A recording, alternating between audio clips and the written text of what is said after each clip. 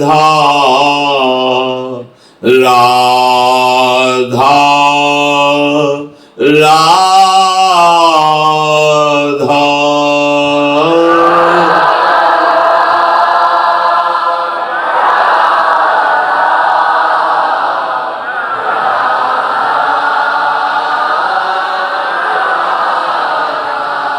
राधा राधा राधा राधा राधा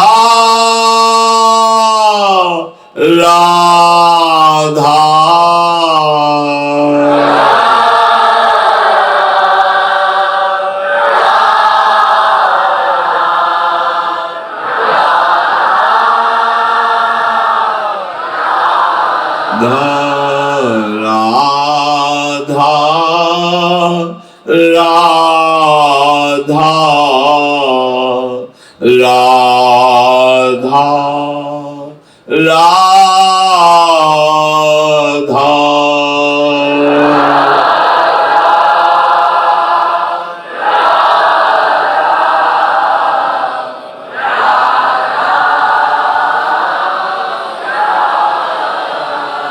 श्री राधा वल्लभ लाल की जय। परम सच्चिदानंद घन प्रेम समुद्र प्रिया प्रीतम का नवनिभृत निकुंज महल श्री वृंदावन धाम, ये हमारे किसी पुण्य फल से या हमारे धन बल से या प्रयास पुरुषार्थ से नहीं मिला है। जिनको वृंदा विपिन है कृपा तिन्हि की होय। ये लाडली जू की अपार कृपा हमारे ऊपर हुई है। हम सब जो वृंदावन की पावन भूमि में बैठे हैं, ये केवल कृपा है। हृदय का पूर्णतया निर्विकार हो जाना, ये केवल कृपा है। हृदय का प्रेम से परिपूर्ण हो जाना, ये केवल कृपा है। प्रियालाल की प्राप्ति हो जाना, ये केवल कृपा है। कहीं भी अहम के द्वारा की हुई साधना से ये सब प्राप्त नहीं होता है। इसीलिए महाप्रभु हरिवंश चंद्रजू ने सर्वेषु साधन वरेषु चिरम निराशा, अहम की धरा से की हुई साधना त्रिगुणात्मिका माया के द्वारा रचे हुए लोक लोकांतरों की प्राप्ति तो करा सकती है, पर सच्चिदानंद प्रियालाल की प्राप्ति, नवनिभृत निकुंज वृंदावन, प्रेम बपू, सहचरी भाव और निरंतर सेवा में मगन रहना, ये महासुख जो अन्य लोकों की बात क्या, परम पावन धाम वैकुंठ में भी ये सुख नहीं है। जो सुख वृंदावन नवनिभृत निकुंज में है। सखा भाव के महापुरुषों ने ही जब स्वयं वैकुंठ का वैभव श्री कृष्ण कृपा से देखा तो कह पड़े, कन्हैया मुझे वैकुंठ सुख नहीं, मुझे वो ब्रज सुख चाहिए जिसमें मेरा श्री कृष्ण है। यहाँ तो भगवान बैठा हुआ है, बहुत दिव्य पार्षद मुझे आगे ही नहीं जाने दे रहे, और मेरा कन्हैया मेरे साथ खेलता है, वो मुझे सुख चाहिए, ये सुख नहीं चाहिए। जहाँ सखा भाव में ही वैकुंठ सुख लघु हो गया, वहाँ ये महाप्रेम रस, महामाधुर्य रस, वृंदावन नित्य विहार, ये तो बहुत ही दुर्लभ है। हमें श्री जी की कृपा प्राप्त हुई है। अब हम इस कृपा में डूबे। जो हमें प्राप्त हुआ है बहुत बड़ी बात है। राधा नाम, राधा धाम और राधा चरण उपासना ऐसी करुणामयी स्वामिनी है कि एक दो अपराध क्या अनंत अपराध बन जाएं, पर उस उपासक के हृदय में ये बात है कि मेरी लाडली जो, तो सच्ची मानिए उसकी किंचन मात्र दुर्गति नहीं होगी। प्रभु अधीन है हमारी श्री जी के, जाके अधीन सदाई सामरो, या ब्रज को शिर ताज, हमारे माई श्यामा जू को राज। बस आवश्यकता है इस बात की कि हमारी एक एक वृत्ति श्री जी में लग जाए, वो भी उन्हीं की कृपा से लगेगी। पर आपको जो उपासना मिली है, जो नाम मिला है, इसमें हमारे प्रयास की जरूरत है। हम प्रयास पूर्वक जितनी हम में ऊर्जा शक्ति है, सुख मिले ना मिले, हमें उपासना मार्ग में आगे बढ़ना है। खूब नाम जप करना है, नाम कीर्तन करना है, वाणी गायन करना है, वाणी श्रवण करना है, और जितने भी सांसारिक व्यवहारिक परमार्थिक कार्य हैं वो सब प्रियालाल के चरणों में समर्पित करना है। इससे एक दिव्य भाव आएगा आपके हृदय में। ये भाव कहने सुनने का नहीं, ये हृदय में होता है। प्रियालाल मेरे, मैं प्रियालाल का, कोई मेरा नहीं, मैं किसी का नहीं, ये अंतर की स्थिति में आता है। ये जब स्वयं आने लगे तो जान लेना कि अब हमारा प्रियालाल के पास जाना निश्चित हो चुका है। जब तक हमारा कुछ बकाया रहता है तो उसका हिसाब करने आना पड़ता है, लेना या देना, कर्म परिणाम भोगना, या जो हमने शुभ कर्म किए हैं, किसी को दान दिया है, किसी को स्वीकृत किया है, तो वो लेना, लेना न देना, तब प्रियालाल में मगन रहना।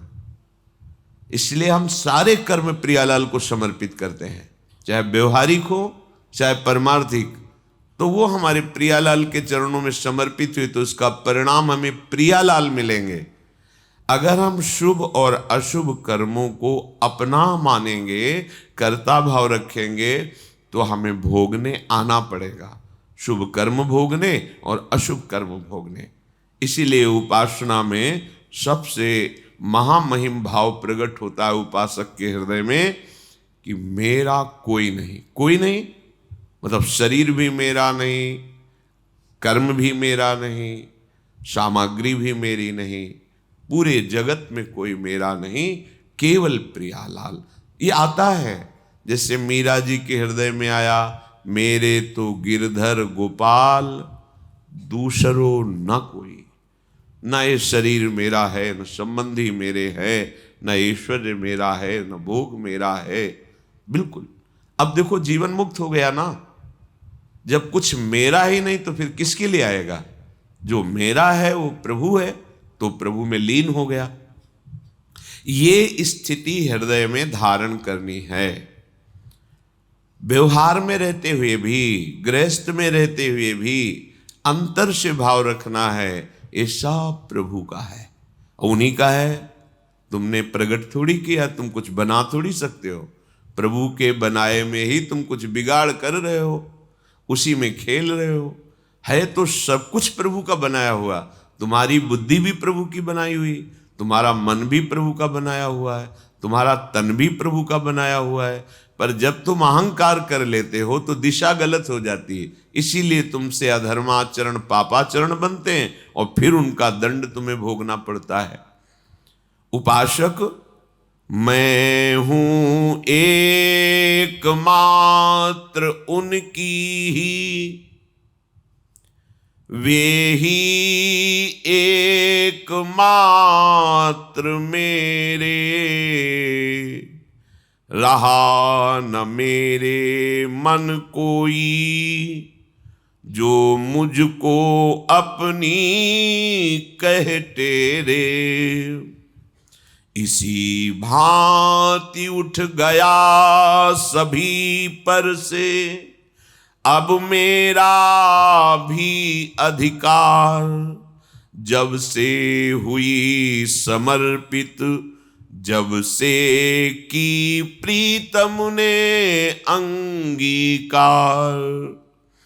देह कहीं भी रहे, इसे दे कोई चाहे मन का प्यार, अथवा इसे सताए कोई, देता रहे सदा दुत्कार। कोई कैसे भी माने, बरते इसको इच्छा अनुसार। मुझसे मतलब नहीं, देह से ही यह सारा व्यवहार। मैं तो बन सकती न किसी की, ममता की अब वस्तु कभी। मेरे तेरे के द्वंद्वात्मक नष्ट हुए संपर्क सभी। वे मेरे, मैं उनकी, अब बस रहा एक ही यह संबंध। बस इस प्रकार ममता के सारे छोटे बड़े विविध विध बंध।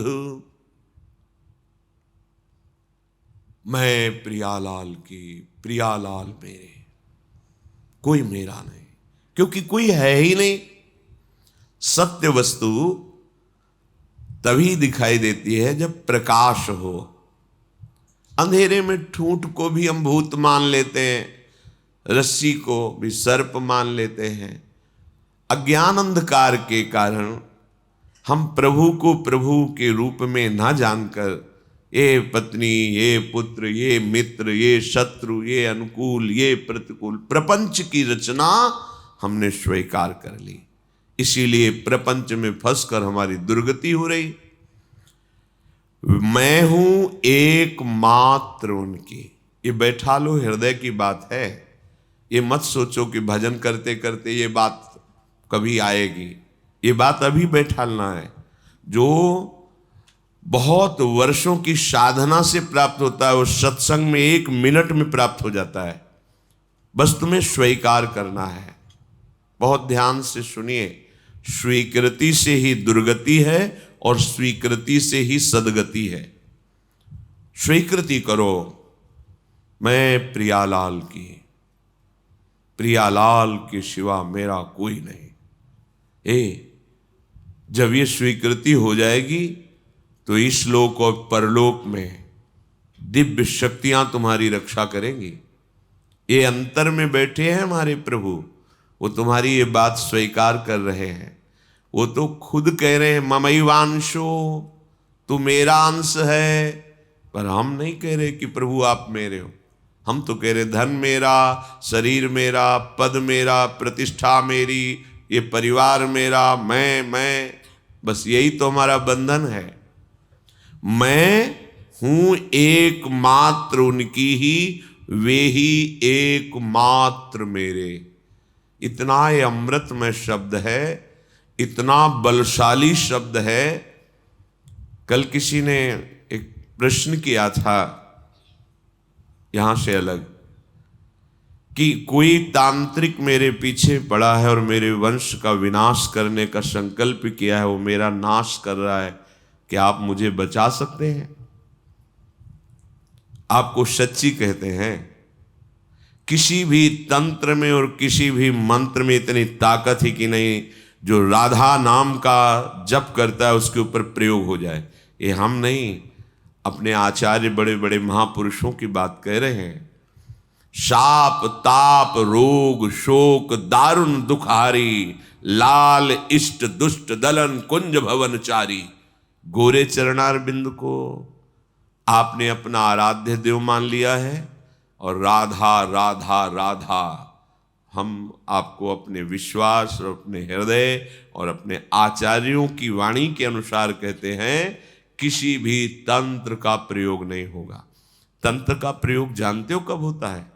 जब तुम्हारा अशुभ कर्म तुम्हारे ऊपर लागू होता है तो वैसे ही संयोग बन जाता है और वही तुम्हें दंड देने के लिए तैयार हो जाता है। अगर हमारा कर्म हमको दंड देने के लिए तैयार नहीं तो वैसे भी कोई तुम्हें दंड नहीं दे सकता। आप बिल्कुल विश्वास कीजिए, कौन काहू के सुख दुख कर दाता, निज कृत कर्म भोग सुन भ्राता। यदि तुमने किसी के वंश का विनाश किया है किसी जन्म में तो तुम्हारे वंश का विनाश होगा, वो नहीं तो तुम्हारा कर्म करेगा। अब तुम्हारे कर्मों का नाश कौन कर सकता है? नाम। नाम अनुल्लिख्या अनंतान पितदपराधान मधुपतिर महाप्रेमा विष्टस्तो परम देयम विमसति तवैकम श्री राधे गृणत ही नामामृत रसम। ये राधा नाम यदि उच्चारण कर रहे हो, मान लो हमारी प्रार्थना, तो तुम्हारे कर्म तुम्हें दंड नहीं दे पाएंगे। कोई भी इस त्रिभुवन में ऐसा पैदा नहीं हुआ कि तुम्हें कष्ट दे सके। तुम्हारा कर्म लागू होता है, वो कोई रूप रख सकता है, किसी भी व्यक्ति के दिमाग में बैठ सकता है, कोई भी घटना घट सकती हो, तुम्हारा ही कर्म है, कोई दूसरा नहीं। तुम सोचते हो मैंने कोई अपराध नहीं किया, ये तंत्र के द्वारा मुझे नष्ट कर रहा है, भूल जाओ, तुम्हारा कर्म तुम्हें दंड दे रहा है। उसी कर्म का विनाश करने में समर्थ है भगवान नाम, प्रभु का नाम। और प्रभु भी जिस नाम को जपते हैं वो राधा राधा राधा। नाम संकीर्तनम यस्य सर्व पाप प्रणाशनम। जिते विनायक शुभ अशुभ विघ्न करे नहीं कोई, विघ्न करे नहीं कोई, डरे कलिकाल कष्ट भय। जो आनंद पूर्वक प्रभु का नाम, प्रियाजू का नाम उच्चारण कर रहा है, जितने भी शुभ विनायक अशुभ विनायक सब भयभीत हो जाते हैं। हर्ष हरिनाम जपत जय, उसकी कोई पराजय कर सकता है? बड़े बड़े यक्ष पिशाच गंधर्व राक्षस सब थर्राते हैं जिसकी जिह्वा पे नाम होता है। भगवान उसके अधीन होते हैं, दिव्य शक्तियां उसकी आसपास रक्षा करती है। अब आप लोगों को अध्यात्म से मतलब ही नहीं है, बस मनमानी आचरण करना, भोग संग्रह करना, भोगना, और जब कर्म लागू हो गया तो अज्ञान के कारण हम आरोपित करते हैं उस व्यक्ति ने मुझे सताया, अगर वो व्यक्ति सृष्टि में ना हो तो मैं सुखी हो जाऊं। ऐसा नहीं है। तुम्हारा कर्म दूसरे रूप में आकर के दंड दे दे। वो बहुत रूप धारण कर सकता है, किसी व्यक्ति का, किसी अस्त्र का, किसी घटना का, किसी रोग का। इसलिए आप हमारी प्रार्थना मानिए। पहले ये छोड़िए कि तुम्हें कोई कष्ट दे सकता है या दे रहा है, वो तुम्हारा कर्म ही है, किसी भी रूप में आ सकता है। कई बार सुना है कि एक गौतमी नाम की बहुत बड़ी तपस्विनी थी, उनके एक ही पुत्र था, उसको सर्प ने काट खाया, मर गया। तो वहां के कुल भील उठा करके लाए और कहा, हे देवी, आपके पुत्र को काले सर्प ने काट लिया और वो मर गया। वो बहुत क्रोधित हुई और उनका, आज हम सर्पों को ही भस्म कर देंगे। आकर्षण किया तो सर्प सामने उपस्थित हुआ। मैं तुम्हें दंड दूंगी, तुमने हमारे पुत्र को क्यों डसा? तो उनका, आप तपस्विनी हो, आप ऐसा कर सकती हो, पर मेरी प्रार्थना सुन लीजिए। मैं बिल्कुल अपने वश में नहीं था, मेरे ऊपर मृत्यु सवार थी इस बालक की, और उस मृत्यु ने मुझे विवश करके कटवाया है। बात समझ में आई? हाँ, ठीक बात कह रहा है। मृत्यु का आकर्षण किया, मृत्यु सामने उपस्थित हुई मूर्तिमान, कहा मैं अपने तपोबल से तुम्हें भस्म कर दूंगी। तुमने सांप को प्रेरित किया और सांप ने मेरे पुत्र को डसा और मर गया। तो उनका, क्षमा कीजिएगा, मेरा कोई दोष नहीं, मुझे काल ने प्रेरित किया। काल से प्रेरित होने के कारण मैं मृत्यु सर्प के ऊपर अपना सामर्थ्य करके उसे वशीभूत करके उसे कटवाया और वो मर गया। हाँ, ये बात सही है। काल का आकर्षण किया, काल भगवान उपस्थित हुए, आपने मेरे पुत्र को क्यों मरवाया? तो उनका, तुम्हारे पुत्र के कर्म से मैं प्रेरित था। काल किससे प्रेरित? तुम्हारे कर्म से। अर्थात तुम्हारे पुत्र के पूर्व कर्म से काल प्रेरित होकर काल ने मृत्यु को, मृत्यु ने सर्प को, और सर्प ने डस लिया। तो जब हम विवेक से मूल में पहुंचते हैं तो हमारा कर्म ही हमको दंड दे रहा है, कोई दूसरा नहीं। ये विश्वास कीजिए, आपका कोई कर्म है जो आपको दंड दे रहा है। आप कोई साधारण नहीं, भगवत आश्रित हैं, तो आपको कैसे कोई दंड दे सकता है? इसलिए एक उपाय है कि आपका वो कर्म नष्ट हो जाए जो दंड देने के लिए उद्यत है, उत्साहित है, वो है भगवन नाम, भगवद आश्रय। जिस समय आप अपने आप को और अपनी मानी हुई समस्त संबंध और भोग सामग्री को प्रभु के चरणों में समर्पित कर देंगे, अब किसी की ताकत नहीं कि वहां मनमानी कर सके। वो जो भी होगा प्रभु के विधान से होगा, और प्रभु के विधान को शरणागत सर झुकाकर स्वीकार करता है। चाहे वो कठोर रूप विधान हो या मृदु रूप विधान हो, मेरे प्रभु मेरा परम मंगल कर रहे हैं। रहा ना मेरे मन में कोई जो मुझको अपनी कह टेरे। बाहर से सब अपना अपना कह रहे हैं कि तू मेरा, लेकिन मेरे मन में तो केवल अपनापन श्री जी के लिए है। ध्यान देने की बात, मेरे मन में कोई ऐसा नहीं है कि जिसे मैं अपना कह सकूं, वो केवल श्यामा श्याम है। मेरा सभी से अपनापन उठकर श्री जी के चरणों में समर्पित, यही तो उपासना का लक्ष्य है। जननी जनक बंधु सुत दारा, तन धन धाम सुहृद परिवारा, सबकी ममता ताग बटोरी, मम पद मन ही बांध बर डोरी। आहा, उपासना का रंग चढ़ा और हृदय में आ गया कि इसी भांति उठ गया सभी पर से अब मेरा अधिकार। जब से हुई समर्पित, जब से किया प्रीतम ने अंगीकार, अब मेरा कुछ नहीं, कोई अपना नहीं। तो क्या वो जंगलों में घूमता है? नहीं, सब प्रभु का मान करके वैसे ही सेवा में रहता है जैसे एक अज्ञानी जीव रहता है। वैसे उन्हीं के बीच में रहकर खूब परिवार की सेवा, खूब धन कमाना धर्म पूर्वक, और सारे के व्यवहार वैसे ही करना। बस समझना है मेरा कुछ नहीं, प्रभु का है। प्रभु के भवनाथ सकल संपदा तुम्हारी, मैं सेवक समेत सुत नारी। बहुत सुंदर उपासना। देह कहीं भी रहे, वृंदावन में रहे, दूर देश में रहे, अब ये प्रभु के विधान में है। जहां राखो ता रहो मान सुख राशि है। स्वर्ग नरक अपवर्ग आस नहीं त्रास है। चाहे स्वर्ग में रखो, नरक में रखो, अपवर्ग में रखो, वो आपका विषय है। मैं तो अपने आप को आपके चरणों में समर्पित कर दिया। देह कहीं भी रहे, इसे दे कोई चाहे मन का प्यार। कोई बहुत इसे प्यार कर रहा है, प्रणाम कर रहा है, नमस्कार कर रहा है, आप जानो, या अथवा इसे सताए कोई, देता रहे सदा दुत्कार। कोई निंदा करे, गाली दे, अपमान करे, आप जानो। अब इस देह के प्रपंच में मुझे नहीं फंसना, ये देह आपको समर्पित है। ये दिव्य उपासना का भाव। कोई कैसे भी माने बरते इसको इच्छा अनुसार, मुझसे मतलब नहीं, देह से ही ये सारा है व्यवहार। जैसे हम अपना मकान किसी के नाम कर दें, अब वो उसमें क्या व्यवहार करता है, कैसा रंग पुतवाता है, सोहनी लगाता है कि नहीं, वो क्या करता है वो जाने, मेरे को कोई परवाह नहीं, मैंने तो बेच दिया, दे दिया। ऐसे ही जैसे रूप लाल हित हाथ बिकानी, अब तो श्यामाजू की चरण दासता के लिए मैं बिक गया, उनका हो गया। मेरा तन, मेरा मन, मेरा प्राण श्री जी का। अब जैसा चाहे बिल से, अब कोई शिकवा नहीं, कोई शिकायत नहीं। फिर अगर शिकवा शिकायत है तो दिया क्या? अरे शरीर आपने अपना मान रखा है, मन आपने अपना मान रखा है, क्रियाएं अपनी मान रखी, भोग संपत्ति तो शरणागत काहे से हुई है। तनुवांग मनोभिर्मलई सोहम तैवाश्रिता, शरीर मन वाणी सब अपने प्रभु को समर्पित। अब जो हो आप जानो, आप हमारे तो सिर्फ आप हो, न कोई कर्म हमारा है, न कोई व्यक्ति हमारा है, न कोई वस्तु हमारी है। अजात पक्ष यु मातरम खगा, कितना आनंद का विषय, पर हम समझ नहीं पा रहे, हम समझ नहीं पा रहे। भगवत प्राप्ति इसी से होती है, क्रियाओं से नहीं, इसी से। अपने आप को समर्पित कर दिया।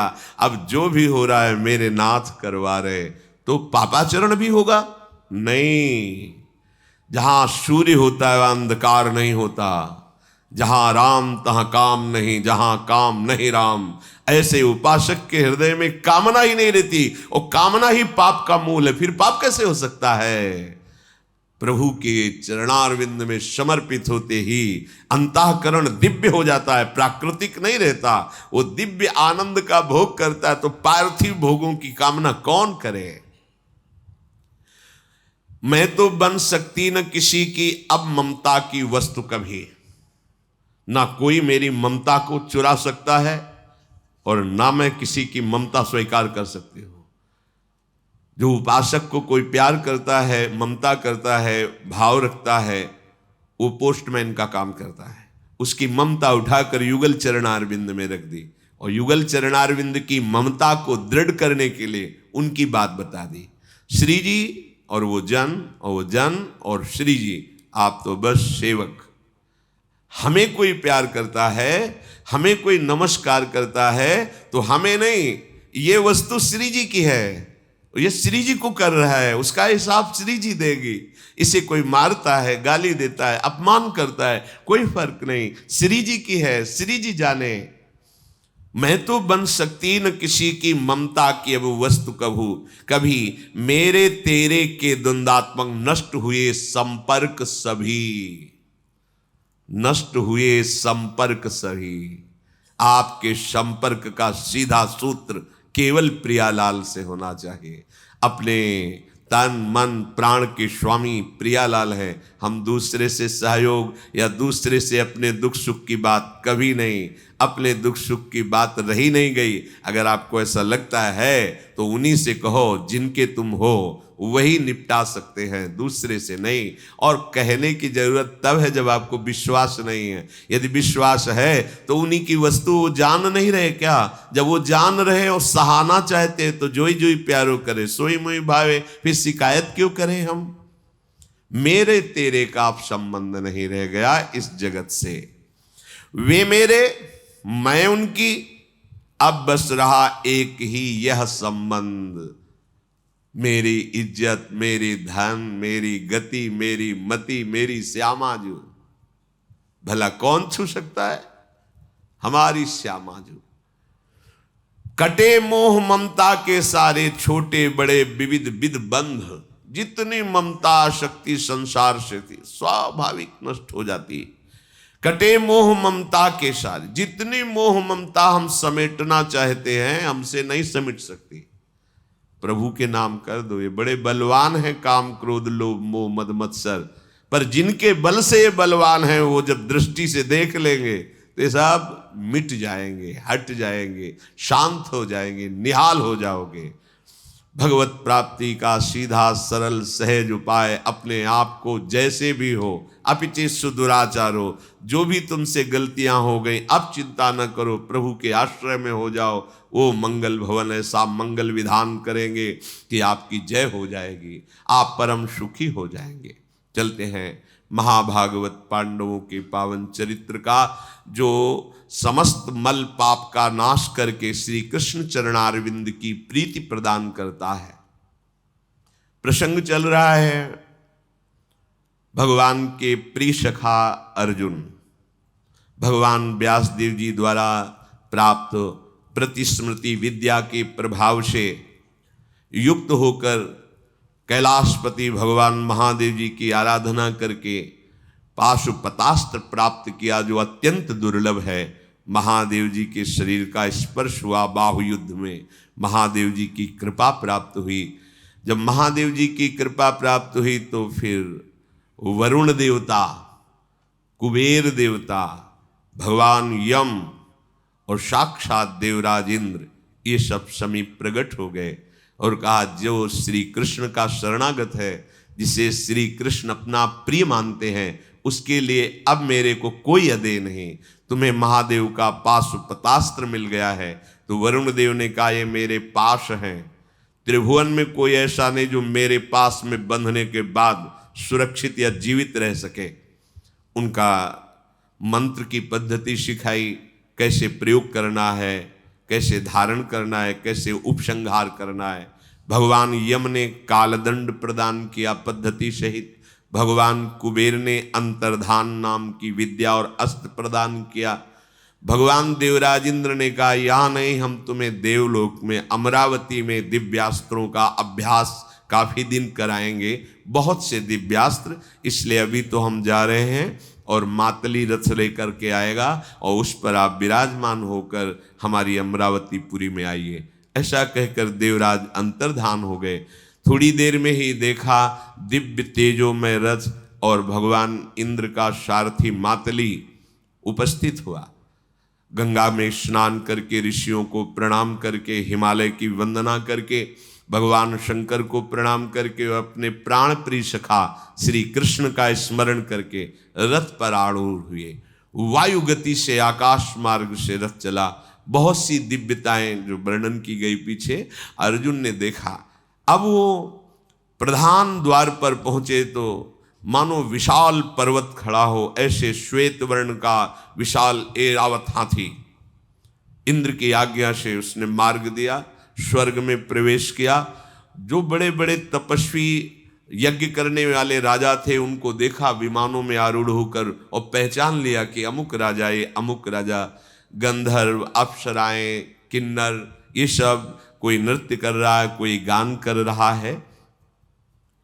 साध्य विश्वदेव, मरुद्गण, अश्वनी कुमार, आदित्य, वसु, रुद्र, विशुद्ध ब्रह्मर्षिगण, इन सब का दर्शन अर्जुन को स्वर्ग में प्राप्त हुआ।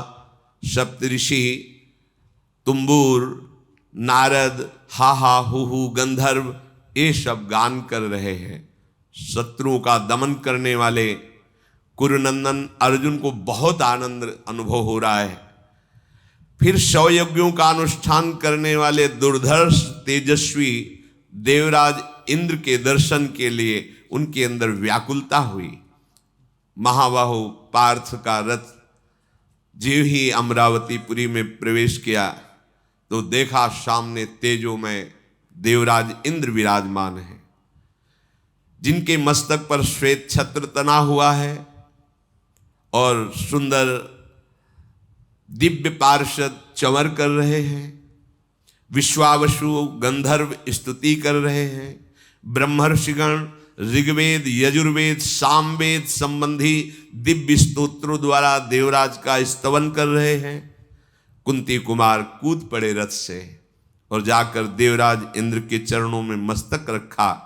देवराज इंद्र ने अपनी पवित्र भुजाओं से अर्जुन को हृदय से लगाया। अर्जुन को हाथ पकड़कर ले गए, उस सिंहासन पर बैठाला जिसकी ऋषिगण स्तुति मात्र करते हैं, बैठ नहीं सकते उस सिंहासन पर। देवराज के सिंहासन त्रिभुवन पति पद पर केवल 100 अश्वमेध यज्ञ, 100 राजसु यज्ञ और निष्पाप निर्विकार जब यहां से होके तब वो इंद्र पद प्राप्त करता है। उसमें ऐसे नहीं कि कोई भी ऋषि या महात्मा बैठ सके, ऐसा नहीं। शत्रुवीरों का संहार करने वाले अर्जुन का हाथ पकड़कर देवराज ने अपने साथ सिंहासन पर बैठाला, मस्तक सूंघा और अर्जुन को बार बार अपने कर का देवराज इंद्र के हाथ में अमृत स्राव होता है, अमृत सावी कहते हैं। वो ऐसे ऐसे बहुत अपार बल की वृद्धि हो रही, बड़ा आनंद अनुभव हो रहा है अर्जुन को। वृत्तासुर का वध करने वाले, वज्र को धारण करने वाले अर्जुन के मुख का स्पर्श करते, जैसे कोई अपने बालक को दुलार करता है, ऐसे देवराज इंद्र वज्रधारी इंद्र के द्वारा बार बार दुलार करते देखकर पूरी सभा आश्चर्यचकित हो रही कि ऐसा सम्मान अमरावतीपुरी में देवराज इंद्र ने आज तक किसी का नहीं किया जैसा अर्जुन का किया। अर्जुन सिंहासन पर देवराज इंद्र के बराबर बैठे हुए हैं, उसी सिंहासन पर गंधर्वादि सामगान कर रहे हैं। घृताची, मेनका, रंभा, पूर्वचित्ती, स्वयं प्रभा, उर्वशी, मिश्रकेशी, दंडगौरी, वरुथनी, गोपाली, सहजन्या, कुंभयोनी, प्रजागरा, चित्रसेना, चित्रलेखा, सहा, मधुस्वरा, ऐसी सहस्त्रों अप्सराएं इतनी सुंदर कि एक ऋषि को मोहित करने के लिए एक ही अप्सरा काफी। वो ऋषि जो शब्द, स्पर्श, रूप, रस, गंध पर विजय प्राप्त कर चुके हैं, वो नृत्य कर रही है। तदनंतर देवराज इंद्र का अभिप्राय जान करके देवताओं और गंधर्वों ने पूजन सामग्री लाकर सिंहासन पर बैठे हुए अर्जुन का पूजन किया। अर्घपाद्य देवताओं से प्राप्त कर रहे हैं अर्जुन। इंद्र भवन में पूजा करके फिर उनको पधराया गया। देव समुदाय पूजन कर रहा है अर्जुन का, ये बड़े बड़े ऋषि जन देख रहे हैं। सबके मन में हो रहा है ऐसा कौन सा तप अर्जुन ने किया है जो ये बात मिल रही है। जैसे देवराज इंद्र का पूजन, ऐसे देवता पूजन कर रहे हैं अर्जुन का। महाराज देवराज इंद्र हाथ पकड़ करके अपने भवन में ले गए। रात विश्राम हुई। प्रातः अर्जुन से कहा कि तुम्हें यहां दिव्यास्त्र प्राप्त करने के लिए भगवान व्यास देव जी ने भेजा है, जिसके प्रिय मित्र श्री कृष्ण, उसके लिए कुछ दुर्लभ नहीं। देखो शास्त्रों में जैसे लिखा है कि मुझे परमेष्ठी पद नहीं चाहिए ब्रह्मा का, मुझे देवराज इंद्र का पद नहीं चाहिए, योग की सिद्धियां नहीं चाहिए, फिर मृत्यु लोक का सम्राट पद की क्या बात। हे हरि, मुझे आपके चरणों की सेवा चाहिए। जो प्रभु श्री कृष्ण का भक्त है वो इतना महान है कि ब्रह्मा जी भी नमस्कार करते हैं। देवराज इंद्र पद क्या है तो मायाकृत ही ना, समय के अनुसार ही है, इसके बाद बदल जाएंगे देवराज। देवराज एक पद भी है, किसी व्यक्ति का नाम नहीं है। परमेष्ठी जैसे एक पद है, जैसे प्रधानमंत्री पद है, ऐसे ही इंद्र पद है, बहुत से बदलते रहते हैं। पुरंदर इंद्रदेव के यहां 5 वर्ष तक अर्जुन ने निवास किया। बहुत से दिव्यास्त्रों की उनको शिक्षा दी गई। कुंती नंदन देवताओं के साथ वो वाद्य कला सीखी, वो गान, वो नृत्य जो मृत्युलोक में है ही नहीं। पुरंदर ने अर्थात इंद्र जी ने अर्जुन को कहा, एक तुम्हारे लिए बहुत आवश्यक है, तुम यहां आए हो तो दिव्य कोई भी गुण नहीं बचना चाहिए, सब सीख लो। चित्रसेन नाम के गंधर्व को नियुक्त किया कि अर्जुन को समस्त गान विद्या, नृत्य विद्या और वाद्य विद्या में पारंगत कर दिया जाए। अर्जुन ऐसे सुख में रहते हुए भी जब दुशासन का वो रूप सामने आता है कि द्रौपदी रो रही और सभा में उसके वस्त्र खींचे तो जल जाते हैं। जब कर्ण के वो वचन याद आते हैं कि बैठा लो इसको निर्वस्त्र करके दुर्योधन की जंघा पे, तो स्वर्ग में भी उनको अशांति प्रकट हो जाती है कि कितनी जल्दी जाऊं और इन दुष्टों का विनाश करो।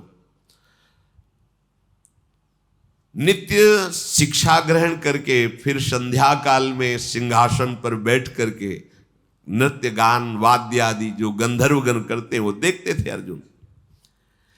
एक दिन अर्जुन सभा में बैठे हुए थे तो देखा कि उर्वशी बार बार अर्जुन की तरफ देख रही है। अर्जुन की भी दृष्टि नख से सिक तक उर्वशी पर जाती है, बार बार उर्वशी। देवराज इंद्र पार्श्व में ही बैठे थे, देखा अर्जुन की दृष्टि और उर्वशी की दृष्टि, बड़े प्रसन्न हुए। चित्रसेन गंधर्व को बुलाया और कहा, गंधर्वराज जाओ और उर्वशी को आदेश करो कि वो अर्जुन की सेवा में उपस्थित हो। मैंने देखा कि अर्जुन का चित्त भी लुभायमान हो रहा है और उर्वशी की भी दृष्टि अर्जुन पर है, इसलिए जाओ, उसको मेरा आदेश है वो अर्जुन की सेवा में उपस्थित हो। तथास्तु, ऐसा कहकर चित्रसेन उर्वशी के पास गए। उर्वशी ने प्रणाम किया चित्रसेन को, कैसे आगमन हुआ, तो उन्होंने कहा कि पाक शासन भगवान देवराज इंद्र का आदेश है, आप अर्जुन की सेवा में उपस्थित हो। उर्वशी बहुत आनंदित हुई क्योंकि वो अर्जुन के दर्शन से ही लुभायमान हो गई थी। कैसे हैं अर्जुन, जिस उर्वशी को देखकर बड़े बड़े महात्मा भी लुभायमान हो जाते हैं, वो उर्वशी अर्जुन को देखकर लुभायमान हो रही। ये भगवान नारायण से प्रकट की गई है। भगवान नारायण ने अपनी जंघा में से चित्र बनाया तो उससे उर्वशी प्रकट हो गई जब कामदेव विजय के लिए गए थे। स्वर्ग के एकमात्र सम्राट का कृपा प्रसाद मैं अभिनंदन करती हूं। मैं तो चाहती ही थी कि अर्जुन के समीप मुझे जाने का आदेश मिले, बिना आदेश के नहीं। मैं श्री शील स्वभाव मनोहर उत्तम व्रत इंद्रियों को संयम में रखने वाले और यहां देवताओं में सम्मान प्राप्त करने वाले अर्जुन की सेवा में जरूर जाऊंगी। वीरवर अर्जुन को मैं अच्छी तरह जानती हूं, उर्वशी ने कहा। अर्जुन को मैं ऐसा सुख प्रदान करूंगी कि उनको लगेगा कि स्वर्ग में जाने का सुख क्या है। बड़े भाव में भर करके बहुत आनंदित होकर के चित्रसेन को वापस किया। अब वो तो दिव्य देवी है, वो जहां से चलती हैं वहां बादल पर्दा करते हैं। कोई जिसको देखने का आदेश वही देख सकता है। स्वर्ग में भी सब ऐसे नहीं कि उर्वशी को देख सके। और उनके मुख से ऐसी सौरभ प्रकट होती, सुगंध प्रकट होती है कि योजनों वातावरण सुगंधित और उन्मादकारी हो जाता है। मैं महेंद्र की आज्ञा से अर्जुन के सद्गुणों का चिंतन करके उनको सुख प्रदान करूंगी, ऐसी भावना से गए। संध्या का समय, चंद्रोदय धीरे धीरे प्रकट हो रहा है, चांदनी छिटक रही है। अब उर्वशी के स्वरूप का क्या वर्णन हो, तो दिव्य अप्सरा है, स्वर्ग की शोभा है। मानो काम को चुनौती देती हुई, सुंदरता का विस्तार करती हुई प्रसन्न मुद्रा में वो अर्जुन के महल में पहुंच गई देव मार्ग से। अत्यंत बहुत सुंदर ओढ़नी ओढ़े हुए हैं, बड़ा श्रृंगार वर्णन है उर्वशी जी का। मन के समान इनकी गति है, जहां जाना है वहीं पहुंच गए। पांडु कुमार अर्जुन के महल में प्रवेश हुआ उर्वशी का। द्वारपाल से सूचना दी कि अर्जुन को सूचना दो कि अप्सराओं में श्रेष्ठ उर्वशी देवराज इंद्र की आज्ञा से आपकी सेवा में उपस्थित हुई है। यहां में बताना चाहते हैं कि भगवान श्री कृष्ण का भक्त कितना हृदय से बलवान होता है। मतलब यहां जो बात है वो बहुत बड़ी बात है। अर्जुन तुरंत निकले, जो ही देखा उर्वशी को तो नेत्रों से पहले प्रणाम किया, फिर समीप जाकर के जैसे पंचांग गुरुजनों को प्रणाम करते से घुटने टेक कर उनके चरणों जल गई उर्वशी। ये क्या है? क्योंकि वो दूसरे भाव से आई हुई थी। अर्जुन बोले, हे देवी, तुम्हारा हमारे हृदय में जो स्थान है वो तुम्हें कैसे बताऊं? मैं तुम्हारे चरणों में बार बार मस्तक रखकर प्रणाम करता हूं, आज्ञा कीजिए, मैं तुम्हारा एक सेवक हूं, मैं क्या सेवा उपस्थित करूं?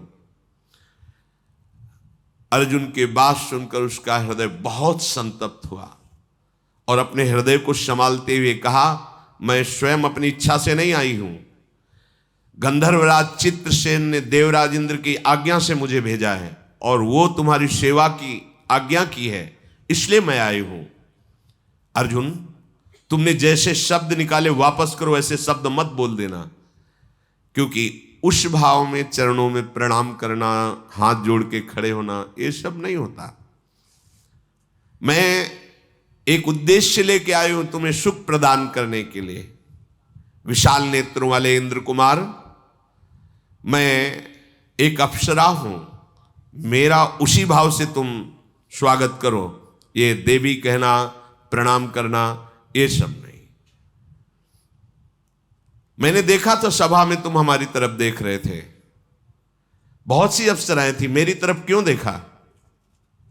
देवराज इंद्र का आदेश है, उसका तुम्हें भी पालन करना चाहिए। शत्रुदमन, मैं तुम्हारी सेवा के लिए आया हूं, मेरा मन बहुत इस समय विचलित है, इसलिए बहुत सावधान होकर हमारे सामने चेष्टा करो। सामर्थ्यशाली देवी कोई साधारण थोड़ी, बहुत सावधान होकर वाणी बोलिए, चेष्टा कीजिए। ये प्रणाम मुद्रा है वाणी। स्वर्गलोक की दिव्य सुंदरी उर्वशी की बात सुनकर अर्जुन ने कान में उंगली डाली। नहीं नहीं, एक शब्द भी ऐसा मत निकालना जो मैं सुन ना पाऊं। हे सौभाग्यशालिनी, मैं जो बात कह रहा हूं तुम उसे ध्यान पूर्वक सुनो। जैसे गुरु पत्नी सदैव पूज्या होती है, ऐसे ही आप हमारे सामने पूज्य हो। जैसे माता कुंती पूज्या हैं, वैसे ही तुम हमारे सामने पूज्य हो। जैसे माता सची पूज्या हैं, वैसे ही तुम हमारे सामने पूज्य हो। एक भी शब्द कोई ऐसा न निकाल देना जो मैं सुन न पाऊं। उर्वशी ने कहा, तो आप बताओ फिर मेरी तरफ क्यों देख रहे थे, सभा में क्यों देख रहे थे? हां, मैं तुम्हें सत्य कहता हूं, तुम महाराज पुरुरवा की सेवा में थी और पुरुरवा हमारे पूर्वज हैं, तो मैं यही देख रहा था कि यही देवी हमारी पूर्वज है जिससे हमारे वंश का प्रादुर्भाव हुआ। ये मैं बार बार देखकर तुम्हें मानसिक प्रणाम कर रहा था। हे आनंदमयी देवी, तुम पूर्ववर्ष की जननी हो, इसलिए कुंती माता से बिल्कुल हल्का भाव हमारे हृदय में नहीं आ सकता। कुंती माता से बढ़कर मैं तुम्हें पूज्य भाव से देखता हूं, अन्यथा कोई शब्द नहीं, अन्यथा कोई चेष्टा नहीं। मैं तुम्हें गुरु भाव से देख रहा हूं, आप हमारे वंश को उत्पन्न करने वाली है। उर्वशी ने कहा, तुमने हमारे हृदय को जलाया। देवराज की इंद्र की आज्ञा से मैं आई हूं, अब भी तुम्हें अवसर देती हूं, ये बात दोबारा मत निकालना। तुम नहीं जानते हो मैं देवी हूं, मैं अप्सरा हूं। पुरु वंश के कितने नाती पोते आए और हमको उनकी सेवा में भेजा गया। तुम्हें कोई अपराध नहीं लगेगा, मैं अप्सरा हूं और इस समय मैं तुम्हारे प्रति आसक्त हूं। मेरे अंदर मदनाग्नि जागृत हो चुकी है। अर्जुन, मुझे स्वीकार करो। ये बहुत बड़ी बात है। देवराज इंद्र ने आदेश किया है, स्वर्ग की जैसी रमणीयता में उर्वशी जी स्वयं प्रेरणा कर रहे और अर्जुन जी अपनी निष्ठा में। ये बात तो बड़े बड़ों के होश उड़ा देने वाली। विश्वामित्र जी तपस्या में मगन है, उर्वशी जी नहीं, मेनका जी ने होश उड़ा दिए, तपस्या से वृत्ति उनकी हटा दी। और यहां साक्षात उर्वशी एकांत समय स्वर्ग की रमणीयता और बार बार आग्रह करे कि मैं तुम्हारी भक्त हूं, इस समय मैं मदनाग से युक्त हूं, इंद्र ने आदेश किया, मुझे स्वीकार करो। अर्जुन ने कहा, अनिंदिते, मैं सत्य वचन कह रहा हूं। दिशा और विदिशा की अधिष्ठात्री देवियां मेरे इस वचन का अनुमोदन करें। माता कुंती, माद्री और सची और आप, इतना भी अंतर मेरे हृदय में नहीं है। तुम पुरुवंश की जननी हो, परम गुरु स्वरूपा हो। इसके अलावा मैं एक भी शब्द नहीं बोलूंगा और कोई शब्द सुनना नहीं चाहूंगा। आप कृपा करके जैसे आई हूं वैसे ही वापस हो जाइए। अर्जुन की बात सुनकर के उर्वशी क्रोध से कांप उठी। कामा संजायते क्रोधा, भयंकर क्रोध उत्पन्न हुआ और टेढ़ी नजर करके कहने लगी, तुमने ऐसा ही समझ लिया कि हम आए तो तुम स्वीकार करो या ना स्वीकार करो। जाओ, मैं तुम्हें शाप देती हूं, नपुंसक हो जाओ। बहुत बड़ी ये बात है। जाओ, मैं तुम्हें शाप देती हूं, नपुंसक हो जाओ, पुरुषत्वहीन हो जाओ, तुम्हारे अंदर पुरुषत्व ही ना रहे। अर्जुन वैसे ही प्रणाम की मुद्रा में खड़े हैं और अंतर्धान होकर चली गई। चित्रसेन के समीप गई और जाकर पूरी बात बता दी। अब तो अर्जुन बहुत उदास हो गए। पुरुषत्वहीन भला महाभारत कैसे कर सकता है, महान युद्ध कैसे कर सकता है। इतने दिव्यास्त्र प्राप्त किए और उसने शाप दे दिया, पुरुषत्वहीन हो जाओ। मेरा सारा का सारा प्रयत्न व्यर्थ हो गया। अर्जुन मन में बहुत उदास है कि अब क्या हो सकता है, जब पुरुषत्व ही नहीं तो कैसे हो सकता है। चित्रसेन जाकर के सारी घटना देवराज इंद्र को बताई। इंद्र ने तत्काल अर्जुन को बुलाया और कहा, बहुत अच्छा हुआ। पहले तो हम तुम्हें धन्यवाद देते हैं कि कोई उर्वशी के आकर्षण से बच जाए। आश्चर्य है, यही श्री कृष्ण प्रताप है। जैसे श्रीपाद प्रबोधानंद जी ने कहा कि हमारी श्री लाडली जो वृंदावनेश्वरी के गोरे चरणारविंद की ठसक जिसके हृदय में आ गई है, उस हृदय को भगवान का मोहिनी अवतार भी नहीं मोहित कर सकता। अप्सराओं की तो बात जाने दो, मोहिनी अवतार भगवान का भी नहीं मोहित कर सकता। क्योंकि मोहिनी प्रिया जो लालजू को मोहित करने वाली, उनके चरणों की ठसक जिसके हृदय में, तो अर्जुन को ठसक है श्री कृष्ण चरणारविंद की।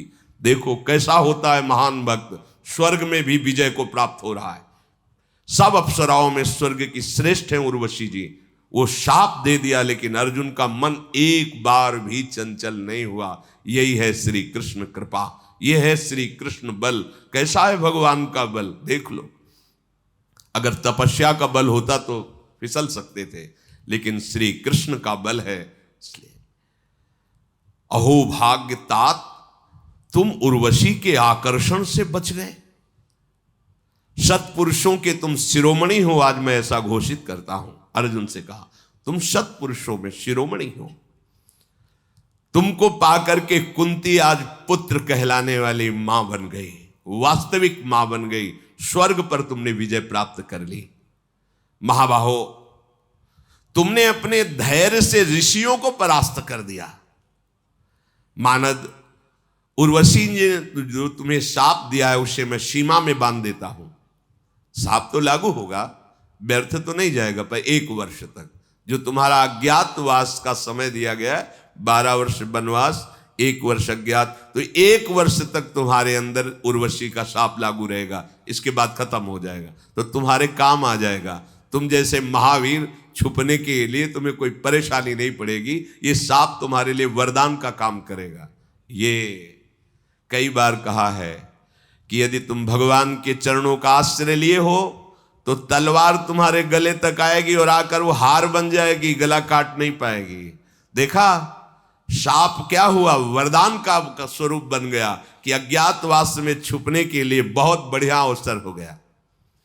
इंद्र के ऐसा कहने पर अर्जुन को भारी प्रसन्नता हुई कि उद्देश्य की पूर्ति हुई। फिर तो जो शाप जनित उन्हें शोक और चिंता हुई थी वो मिट गया। धनंजय महायशस्वी गंधर्व चित्रसेन के साथ दिव्य विद्याओं को प्राप्त कर रहे हैं। एक समय की बात है, महर्षि लोमशी बहुत बड़े तपस्या के धनी हैं। वो इंद्र के दर्शन करने के लिए स्वर्गलोक में गए। उन्होंने जब देखा कि इंद्र के सिंहासन पर, आदेश सिंहासन पर अर्जुन बैठे हुए, महर्षियों से पूजित देवराज इंद्र का सिंहासन, उस पे एक नरलोक का मनुष्य अर्जुन बैठे हुए, और शरीर भी तो वही है। स्वर्ग में सशरीर जाना बहुत मुश्किल है, शरीर यहीं छूटता है, फिर वो दिव्य देह से जाता है। जैसे नरक में है ना, यातना देह प्राप्त होता है, ऐसे स्वर्ग में देव देह प्राप्त होता है। भगवान के धाम में प्रवेश करने पर भगवत देह प्राप्त होता है। निकुंज में प्रवेश करने पर सहचरी देह की प्राप्ति होती है, जो चिदानंदमय है। महर्षि के हृदय में बड़ा संशय प्रकट हुआ कि देवराज इंद्र के पद में, सिंहासन में अर्जुन कैसे? लोमस जी ने कहा कि महाराज पाकशासन इंद्र, मैं आपसे प्रश्न करता हूं कि इनका क्षत्रिय कुल में जन्म हुआ है और सब ब्रह्म ऋषि आपके नीचे आज सिंहासनों पर बैठते हैं, और ये क्षत्रिय राजकुमार हैं सिंहासन पर बैठे हैं। क्या तप है इनका इस कोटि का कि आप अपने आधे सिंहासन पर विराजमान किए हैं? क्या पुण्य कर्म है इनका? इन्होंने कौन सा ऐसा तप किया है कि सब ब्रह्म ऋषियों के पूज्य सिंहासन पर बैठे हुए हैं? मेरे मन में इस संशय है कि जहां वायु और अग्नि, बड़े बड़े देवता जिस सिंहासन की वंदना करते हैं, उस पर अर्जुन विराजमान है। लोमश मुनि के इस प्रश्न को वृत्तहंता सचिपति देवराज इंद्र ने हंसते हुए कहा, ब्रह्मर्षि, आपके मन में जो प्रश्न उठा है उसका समाधान यह है कि आप जिनको देख रहे हैं ये भगवान श्री कृष्ण के नित्य सखा हैं। यही नर नारायण रूप में अवतरित हुए, और आपको पता है नर नारायण ने जो तपस्या की, आज तक कोई ब्रह्म ऋषि ऐसी तपस्या नहीं की। ये केवल मरण धर्मा मनुष्य ही नहीं है, ये प्रभु श्री कृष्ण के मित्र हैं। ये बात द्वारिकाधीश के सिंहासन की चरण रखने की चौकी, जिसमें सिंहासन की नीचे, उसे ब्रह्मा और शंकर भी वंदना करते हैं, और भगवान सुदामा जी को अपने हाथ से उस सिंहासन पर बैठाल कर और उस चरण रखने की चौकी में थाल रख करके चरणोदक उतारते हैं। जिस रुक्मिणी के पलंग पर भगवान विराजमान होते हैं, केवल भगवान, और उसकी परिक्रमा करते हैं ब्रह्मा शंकर सनकादि, प्रणाम करते हैं, उस पर श्री सुदामा जी को शयन करा। अत्यंत करुणा वरुणालय भगवान की मित्रता स्वीकार करने का ये फल। ये तो देवराज इंद्र का सिंहासन है, वो तो द्वारिकाधीश अखिल कोटि ब्रह्मांड नायक परात्परीश भगवान श्री कृष्ण का है। उस पे सुदामा फटे पुराले कपड़े, पैरों में बेवाई, त्वचा झुर्रियां पड़ गई हैं, खान पान की कोई व्यवस्था नहीं। सब पार्षद देख के आश्चर्यचकित होते हैं। अरे अगर ब्रह्मा भी आते हैं यहां तो समय उनको लगता है, ड्योढ़ी पे खड़े रहते हैं, भगवान समय से मिलते हैं, लेकिन सुदामा जी को दौड़ पड़े, अश्रु प्रवाह करते हुए गले लगे, लेकर के गए अपने आसन पर बैठाला, चरण पखारे भगवान ने। अगर आप श्री कृष्ण को अपना मित्र मान लें, सब समस्याओं का समाधान हो जाए। आप दुनिया को मित्र मान रहे हो, छल कपट युक्त है, स्वार्थ खत्म हुआ तो वही मित्र तुम्हारी हत्या कर देगा, वही मित्र तुम्हें ठग लेगा, वही मित्र तुमसे बात नहीं करेगा। लेकिन हमारे प्यारे प्रभु ऐसे हैं कि सैकड़ों अपराध कर दो और घूम के देखोगे तो वैसे ही बाँह फैलाए, वैसे ही खड़े, आ जा, मैंने तो छोड़ा नहीं, तू ही तो छोड़ के गया, लौट आ, मेरे समीप आ जा। एक बार भगवान जिसे स्वीकार कर लेते हैं कभी जीवन में नहीं छोड़ते। जन अवगुण प्रभु मान काऊ, दीन बंधु अति मृदुल स्वभाव। अब भी समझ में ना आए, ये मायाकृत है। देखो ये सब लोक की बात सुने तुम्हें लग रहा है कोई स्वर्ग लोक है, कोई है ना, सब ऐसी भगवान है, पर मायाकृत बुद्धि होने के कारण हमें लगता है प्रगट में बलशाली मित्र हो तो हाथ मिलाना अच्छा, लेकिन वो जिनके बल से बलवान है वो भी तो मृत्यु से भयभीत है। जो मृत्यु को भी शासन में लेते हैं, काल भी जिनके शासन में रहता है, वो श्री कृष्ण हर समय तुम्हारे पास हैं। ऐसे श्री कृष्ण को मित्र बनाने में क्या जाता है, कोई शर्त नहीं है, बस केवल उनकी मांग यही, अनन्य चिंतयन्तो माम, केवल मेरे हो जाओ। वो भी तुम्हारे सुख के लिए कह रहे हैं, क्योंकि जिसको स्वीकार करोगे वो दुख ही देगा तुम्हें। केवल एक प्रभु हैं जिनको स्वीकार करने से सुख ही सुख प्राप्त होता है, क्योंकि वो सुख समुद्र हैं। मान जाओ हमारी बात, प्रार्थना मान लो। सबको चाहिए कोई ऐसा प्यार करने वाला जो केवल मेरे को प्यार करे, ऐसा कोई त्रिभुवन में नहीं। अगर कोई तुमसे प्यार करता है तो अपने लिए प्यार करता है, तुम्हारे लिए नहीं। देख लेना, देख लेना, जिस दिन तुम उसके लायक नहीं रहोगे फिर प्यार करके दिखावे कोई तो पता चले। नहीं नहीं, जिस दिन तुम्हारा शरीर उसके योग्य नहीं रहेगा, जिस दिन जिस स्वार्थ की पूर्ति के लिए तुमसे हाथ मिलाया था वो स्वार्थ नहीं रहेगा, उस दिन वो गली में नहीं आएगा जिसमें तुम रहते हो। ये संसार का स्वरूप है। और जिस दिन कोई तुम्हें साथ नहीं देगा उस दिन ये प्यारा मित्र तुम्हारे सामने खड़ा मिलेगा। ये श्री कृष्ण हर समय तुम्हें दिखाई देगा कि वो फिर आप कैसे उन्मत्त होगे। अस्त्र में ताकत ही नहीं है कि वो तुम्हें छेद सके, जिसके मित्र श्री कृष्ण है। औषधि जो तुम्हें ठीक करती है वो इन्हीं के बल से ठीक करती है। जो कुछ भी हो रहा है सब बलों के बलवताम भगवान श्री कृष्ण है। इनको प्यार करने के लिए क्या तुम्हें चाहिए? ये अगरबत्ती धूप बत्ती तो हमारी भावनाएं हैं, इनको केवल तुम्हारा प्यार चाहिए, हृदय चाहिए। हे कृष्ण मैं आपका, इससे बड़ी कोई भेंट नहीं है, इससे बड़ी कोई पूजा नहीं, इससे बड़ा कोई योग नहीं है। आप मेरे हो, आप मेरे हो, मस्त हो जाओगे। आपको कैसे, बस वही बार बार समझ में नहीं आ रही आपके। अरे यहां का कोई बड़ा अधिकारी हाथ ऐसे मिला दे और अपना फोन नंबर दे दे, आप जानते हो ऐसे भले हड्डी हड्डी हो पर छाती तान के चलोगे, या अमुक पदाधिकारी। अनंत कोटि ब्रह्मांडों का, ईश्वरों का भी ईश्वर श्री कृष्ण। ये जो कृष्ण नाम है ना, ये फोन नंबर है। ये जो मंत्र है ना, डायरेक्ट उनके फोन का नंबर है। मिला ही नहीं रहे, पड़े हो संसारिक फोन नंबर मिला रहे तो कैसे मिलेगा? जो मंत्र मिला है निज मंत्र, शरणागत मंत्र, जानते हो, सीधे फोन नंबर है, सीधे आप जब के तो देखो तुम्हारे सामने वो होंगे, बात करो उनसे। बात करके कपिल भगवान कहते हैं मेरा अनन्य भक्त मेरा दर्शन ही नहीं मेरे से संभाषण करता है, मेरे साथ खेलता है। आप विश्वास मानो, भगवान है और वो खेलेंगे। ऐसा नहीं है कि वो दूर है। जो ऐसा मानते हो वो मान रहे होंगे। हर पल हर क्षण, बस इतना ही कह रहे, हर पल हर क्षण प्यार ही प्यार, दुलार ही दुलार। तभी हम कहते मान लो, तुम मानने से बात बन जाएगी, तुम जान जाओगे, तुम देख लोगे, तुम्हारे पास है। प्रतिपल प्रियाजू की कृपा का प्रवाह बह रहा है, प्रवाह बह रहा है। ये बहुत तुच्छ चीज है ये शरीर, ये भोग सामग्री, बहुत घटिया बात है जिसमें हम फंसे हुए ना। बहुत घटिया लगेगा जब तुम थोड़ा ऊंचाई पर बढ़ोगे। एक प्राण करोड़ों प्राण न्यौछावर करना ऐसे लगेगा। अरे संसारिक प्यार में लोग प्राण भी न्यौछावर कर देते, फिर प्रियालाल के प्यार में ये पार्थिव प्राणों की क्या बात है? इनको स्वीकार कर लो। ये हम नहीं कि आप घर बार त्याग, इनको डाल लो। जो तुम कर रहे हो ना उनमें इनको भी डाल लो, बीच में थोड़ा इनको भी। भाई होता है कि हम ये व्यापार कर रहे हैं, बोले साइड में एक व्यापार और डाल लो ना, उसमें घाटा होगा तो ये तो पूर्ति हो जाओ, इसमें घाटा है नहीं। इस व्यापार में मुनाफा ही मुनाफा। एक बार कृष्ण कहोगे, अविनाशी नाम है, ये समस्त पापों को भस्म करके तुम्हारी सदगति करेगा। बड़े बड़े हिसाब किताब करने वाले कलम रखे रह जाएंगे कि कृष्ण नाम का फल दें तो क्या दें। डाल लो थोड़ा व्यापार, ये भी डाल लो।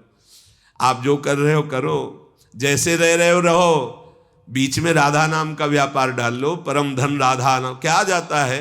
हम कह रहे ना तुम माला से करो, ना चंदन लगाओ, कुछ ना करो, उठते बैठते 10-20 बार बोल दो राधा राधा राधा, फिर देख लेना ये 10-20 बार ही तुम्हें घसीट ले जाएगा परम पद में। परम पद में बड़ी महिमा है। ये हम केवल गान ही नहीं कर रहे, हमारे महापुरुषों ने, गुरुजनों ने अनुभव की है, और उन्हीं की कृपा से जो कुछ छाती में आ रहा है वो हम तुम्हें बता रहे हैं। कितना बड़ा बल उर्वशी आकर्षण कर रही है, और अर्जुन अपनी स्थिति में, मतलब ये छोटी मोटी बात नहीं, ये केवल कृष्ण कृपा ही, केवल कृष्ण कृपा। देवता महर्षि कोई भी इतना सामर्थ्यशाली नहीं। लोमस जी से देवराज इंद्र कह रहे हैं जैसे अर्जुन सामर्थ्यशाली, क्योंकि इनकी सामर्थ्य श्री कृष्ण है। ये बात जैसे कई बार आपको सत्संग में बताया है कि हमारी प्रियाजू की सखियों की चरण वंदना श्री लालजू महाराज करते हैं। सखियों अनंत ब्रह्मांडों के स्वामी, अनंत जीवों के अंशी भगवान किसी को, तो आप कह लोगे कि बहुत अत्युक्त है। नहीं, ये अलंकार पूर्ण वचन नहीं है। जैसे देवराज इंद्र कह रहे हैं कि कोई भी ऋषि महात्मा इनके समान बलवान नहीं, क्योंकि श्री कृष्ण इनके बल हैं। तो सखियों के बल कौन है? हाँ, मेरे बल सी वृंदावन रानी, जाहि निरंतर सेवत मोहन, बन विनोद सुखदानी, मेरे बल।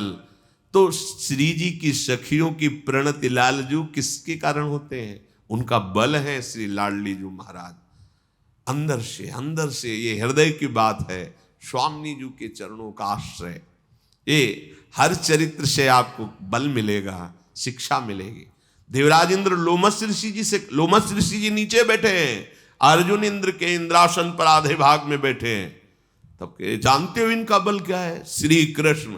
सबका बल तपस्या, इनका बल अपबल, तपबल और बाहुबल। चौथो बल है दाम, सूर किशोर कृपाते सब बल, हारे को हरिनाम। ये सब बल है, ये हरिनाम जपते हैं। ऐसे रोम रोम से कृष्ण कृष्ण निकलता रहता है अर्जुन के, और हृदय तो कृष्णमय है ही। इन दिनों निवात कवच नाम से प्रसिद्ध बहुत उद्दंड असुरगण बढ़ रहे हैं। हम अर्जुन के द्वारा उनका नाश करवाएंगे, लोमस ऋषि से देवराज इंद्र कह रहे हैं।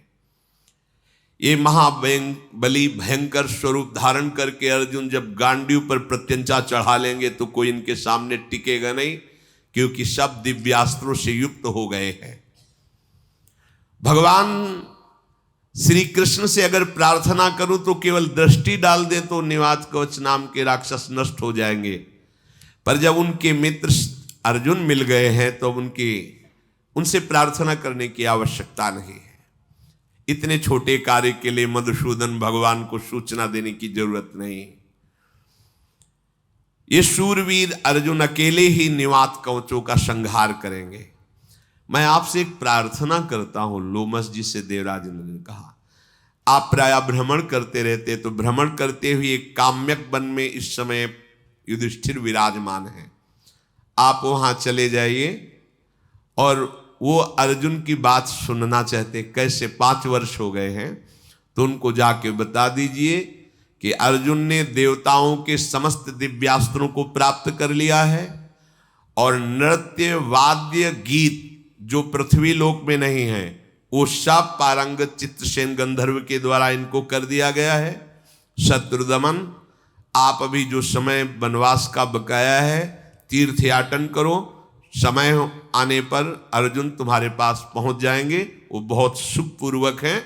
ऐसी सूचना देवराज इंद्र ने लोमस जी को देने की कही कि आप जाकर के जहां युधिष्ठिर आदि विराजमान हैं वहां उनको दीजिए। महामुने, और मैं ये चाहूंगा कि आप मंत्र बल से पांडवों को सुरक्षित रखें, वहां जहां तीर्थ यात्रा करें आप उनके साथ रहें, तीर्थों में तीर्थों का परिचय दें कि अमुक अमुक तीर्थ, और उनकी सुरक्षा करें। जो आज्ञा, ऐसा लोमश जी ने देवराज इंद्र से कहा और शत्रु दमन कुंती कुमार धर्मराज युधिष्ठिर के सूचना देने के लिए वो भूतल लोक पर आए। इधर धृतराष्ट्र जी ने जब ये सुना कि स्वर्ग में विराजमान है अर्जुन भगवान व्यास देव जी से, तो धृतराष्ट्र जी ने संजय को बुलाया। बहुत प्रिय है संजय, बहुत हृदयस्थ है संजय, ये सारथी हैं धृतराष्ट्र के। अर्जुन की सूचना मुझे मिली है, क्या ये बातें सब सत्य हैं? और देखो तो संजय, मेरा ये मूढ़ बुद्धि पुत्र दुर्योधन विषय भोग में है और पांडव संचय कर रहे हैं बल, ये पाप पूर्ण लगता है, मेरे वंश का विनाश ही कर देगा। ये दुर्बुद्धि दुर्योधन एक दिन सारे भूमंडल का सर्वनाश करा देगा। मैंने सुना है कि महात्मा पांडव कभी हंसी में भी झूठ नहीं बोलते। अरे जिनकी ओर से अर्जुन जैसा योद्धा, उन महाराज युधिष्ठिर को सम्राट पद प्राप्त होना, क्या देवराज इंद्र पद प्राप्त हो जाएगा? मेरा दुर्भाग्य बढ़ रहा है संजय, ये दुरात्मा मेरा पुत्र मृत्यु के वशीभूत हो गया है। मैं दिन रात जलता रहता हूं, गांडीव धनवा अर्जुन का सामना कौन कर सकता है इस भूमंडल पर? ये कर्ण तो बहुत बोलता है, ये अर्जुन के सामने टिक नहीं सकता, क्योंकि अर्जुन जी दिव्यास्त्र प्राप्त किए और भीष्म जी उनसे लोहा ले सकते हैं, क्योंकि भीष्म को भी गंगा जी ने वही सब प्रदान करवाया जो अर्जुन को प्राप्त है। पर अंदर से भीष्म जी बहुत पांडवों को प्यार करते हैं, इसलिए रहेंगे मेरे पक्ष में, आशीष देंगे पांडवों को। भीष्म जी विजय प्राप्त कर सकते हैं पर असंभव, क्योंकि उनका हृदय पांडवों के प्रति प्यार भरा है। पर्वत शिखर पर गिरने वाला वज्र भले भी चूक कर दे, पर किरीटधारी अर्जुन के गांडीव से चलाए हुए बाण से कोई बच नहीं सकता। मैं बहुत जल रहा हूं, मेरे हृदय में घबराहट हो रही है, मैं क्या करूं संजय, मुझे कोई उपाय बताओ। राजेंद्र, मैंने सुना है कुंती कुमार अर्जुन ने देवाधिदेव महाशंकर को भी युद्ध में संतुष्ट कर दिया है। जटाजूटधारी सर्वदेवेश्वर गंगाधर भगवान शिव ने उनके बल की परीक्षा लेकर के उनको अपना दिव्यास्त्र पाशुपतास्त्र दे दिया है। संसार में अर्जुन को छोड़कर ऐसा कोई नहीं कि लोकेश्वर महादेव का वो अस्त्र धारण कर सके। भरी सभा में द्रौपदी का वस्त्र खींचा गया, उनके हृदय में आज भी वो बात स्थित है। इसलिए मैं निश्चित करता हूं कि पांडवों के साथ तुम्हारा युद्ध निश्चित है महाराज। जिस समय दुर्योधन जांग ठोक कर और खोल करके दिखा रहा था द्रौपदी को, और भीमसेन ने फड़कते हुए प्रतिज्ञा की थी कि यहीं से जांग तोड़ूंगा, वो बात परम सत्य होगी, कोई नहीं बचा सकता। सभी पांडव भगवान श्री कृष्ण की कृपा से सुरक्षित हैं, अभी किसी को कुछ नहीं कष्ट हुआ। मेरा विश्वास है कि आप स्वयं जाइए और पांडवों को विनय पूर्वक अपने पक्ष में कर लीजिए, तो ही बच सकते हो, अन्यथा नहीं। धृतराष्ट्र ने कहा कि संजय, ये कर्ण बहुत कठोर बोलता है, इसने और आग लगा दी, द्रौपदी को गलत गलत बातें बोली। मेरी हिम्मत तो नहीं कि मैं पांडवों के सामने जाकर बात कर सकूं, जितना उनका अपमान हुआ है। मंत्रियों सहित मेरे पुत्र और इनका साथ देने वाले भूमंडल के सब राजा अब तो निश्चित मरेंगे, मुझे ऐसा लग रहा है। धृतराष्ट्र जी बड़ी चिंता में हैं। इधर देवराज इंद्र के आदेश से लोमश जी वहां पहुंचे जहां महाराज युधिष्ठिर विराजमान है, 10,000 ब्रह्म ऋषियों के बीच में जो ही देखा कि महान तपस्वी लोमस जी आए हुए हैं, सब खड़े हो गए, उनका स्वागत किया। युधिष्ठिर जी ने पूजन करके उनको आसन पर बैठाया और फिर हाथ जोड़कर कहा, प्रभु यद्यपि आप महापुरुषों का, संतों का आगमन परम कल्याण के लिए ही होता है, पर मैं जानना चाहता हूं क्या विशेष कोई कारण है आपके यहां पधारने का। लोमस जी ने कहा, मुझे देवराज इंद्र ने भेजा है, मैं स्वर्ग में गया हुआ था, क्योंकि मैं संपूर्ण लोकों में अपने तप के प्रभाव से विचर सकता हूं। मैंने जैसी प्रभुता इंद्र की देखी वैसी ही अर्जुन की देखी। तुम्हारे वीर भ्राता सब्यसाची अर्जुन को देखा कि इंद्र के आधे सिंहासन पर बैठे हुए हैं।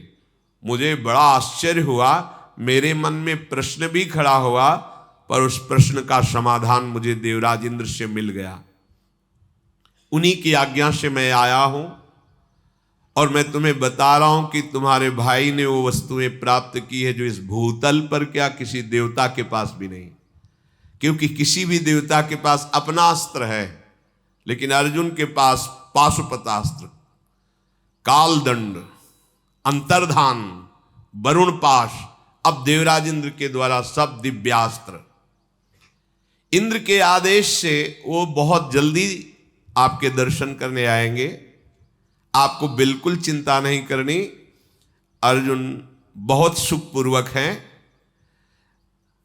भगवान शंकर का दर्शन, भगवान शंकर का आशीष, कुबेर का आशीष, वरुण देव का आशीष, यम का आशीष, देवराज इंद्र का आशीष और उनके दिव्यास्त्र, ये सब अर्जुन जी को प्राप्त हो गए हैं।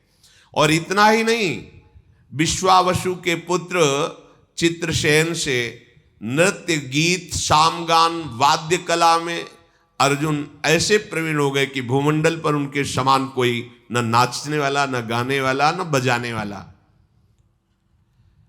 उन्होंने मुझे कहा था कि जब आप मनुष्य लोक जाना तो ये सूचना दे देना कि अब आपको आगे तीर्थ यात्रा करनी चाहिए, और हमें आदेश किया है कि मैं मंत्रों द्वारा आपकी सुरक्षा करूं और तीर्थों का परिचय प्रदान करूं। लोमस जी की आज्ञा से श्री युधिष्ठिर जी का मन बहुत प्रसन्न हुआ और कहा, अब आगे आप जिस तीर्थ की यात्रा कहें मैं कहूं। लोमस जी उनको विभिन्न तीर्थों में ले जाते हुए नैमिषारण्य तीर्थ में लाए।